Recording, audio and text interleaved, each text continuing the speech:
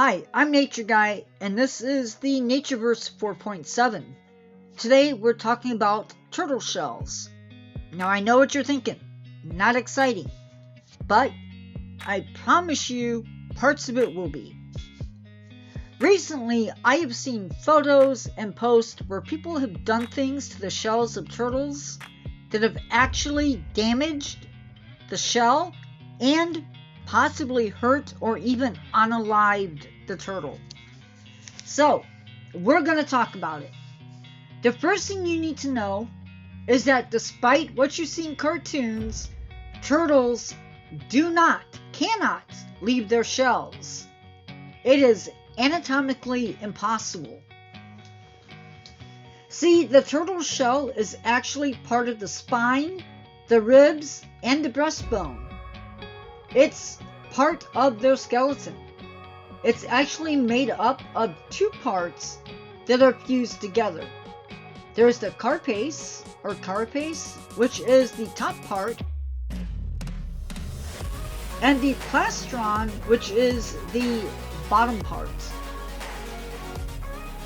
And the part on the side that binds them together, that's called the bridge. Now, the top part, or the carapace, has an outer layer on it, and those are often colored or have some type of patterns on it, but not necessarily. The outer layer is made up of individual pieces called scutes. Those scutes are made up of the same thing that our hair and our nails are made out of, and it's also the same substance that makes up rhino horn, and that is keratin. As the animals get older and larger, the shell also gets larger. Not all turtles have scutes though. Some have shells that are covered in a thick skin. Another thing that you may not know is that there are nerves running through a turtle shell, which means they know if you're touching them or not. And to those of you who have a turtle, if you've never done it, try finding your turtle's spot. You know, that spot that they like to be scratched in. But on the other hand, don't do it if your turtle doesn't like being touched, because you don't need to get bit. The shell can be different sizes, all depending upon where they live. Tortoises often have a more dome-like shell, while sea turtles have a more streamlined appearance. Now, moving away from the anatomy portion of our video, you should know that while the shell does offer some protection from danger that lurk in the ecosystem, it can still be damaged.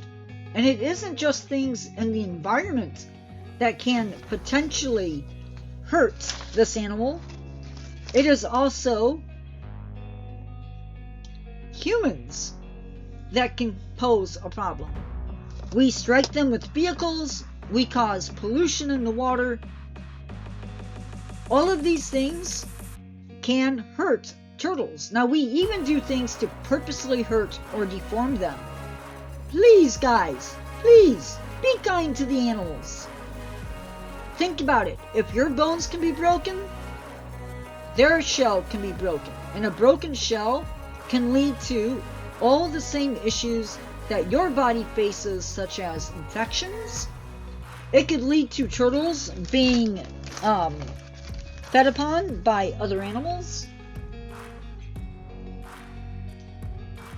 Yeah. Which is why I beg you, if you find a turtle that has a broken shell, take it to a wildlife rehabber that takes in turtles. A broken turtle with a broken shell is not the time to be doing a DUI project. Not the time. Now, we've talked about what to do when you find a turtle with a broken shell and what to do if you find one, but we need to move on to something equally important. Do not paint turtle shells. It's not good for them. The shell is alive and it serves a function. Reptiles cannot synthesize their own vitamin D. They have to absorb sunlight to synthesize that much needed vitamin. And when you paint the shell, you actually block the turtle's ability to absorb sunlight, and thus you hinder their ability to absorb UV rays and thus reduce the amount of vitamin D in their body. This can lead to weakened bones and, of course, even deformed shells or bones. Not only that, but when you paint the shell, you keep the turtle from properly shedding. And if it can't shed, those scutes build up and can lead to discomfort as well as deformities. Now, it can take months and years for a shell to properly heal.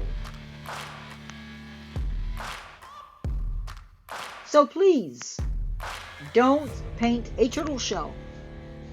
Don't purposely go out of your way to hurt them.